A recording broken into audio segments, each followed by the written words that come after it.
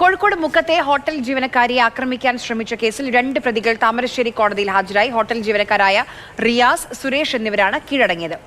ഒന്നാം പ്രതി ദേവദാസിനെ കഴിഞ്ഞ ദിവസം അറസ്റ്റ് ചെയ്തിരുന്നു. രാഹുൽ കെ വിവരങ്ങളുമായി. രാഹുൽ, എന്തൊക്കെയാണ് പോലീസ് നടപടികൾ പോകുന്നത്?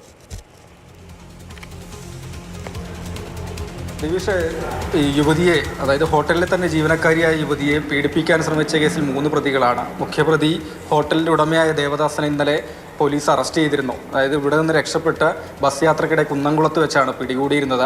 ബാക്കി 2 പ്രതികൾ പിടിയിലാവാനുണ്ടായി. അവർ രണ്ടുപേരുമാണ് താമരശ്ശേരി കോടതിയിലെത്തി കീഴടങ്ങിയിട്ടുള്ളത്. ശനിയാഴ്ച രാത്രിയാണ് ഈ സംഭവം നടക്കുന്നത്. അതിനുശേഷം ഇങ്ങോട്ട് ഒളിവിൽ കഴിഞ്ഞിരുന്ന പ്രതികളാണ് ഏതായാലും കീഴടങ്ങിയിട്ടുള്ളത്. ഇവരെ വിശദമായി തന്നെ ചോദ്യം ചെയ്യേണ്ടതുണ്ടെന്നാണ് പോലീസ് പറയുന്നത്. യുവതി ഇപ്പോഴും ചികിത്സയിൽ തുടരുകയാണ്.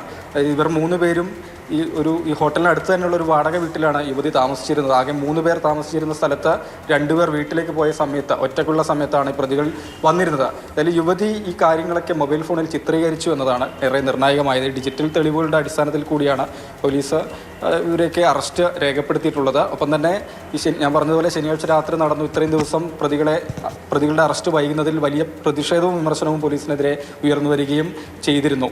വിവിധ രാഷ്ട്രീയ സംഘടനകൾ പോലീസ് സ്റ്റേഷനിലേക്ക് പ്രതിഷേധ മാർച്ച് ഉൾപ്പെടെ നടത്തി. അതിനൊക്കെ ഒടുവിലാണ് ഏതായാലും ഇന്നലെ മുഖ്യപ്രതിയെ പിടികൂടിയത്.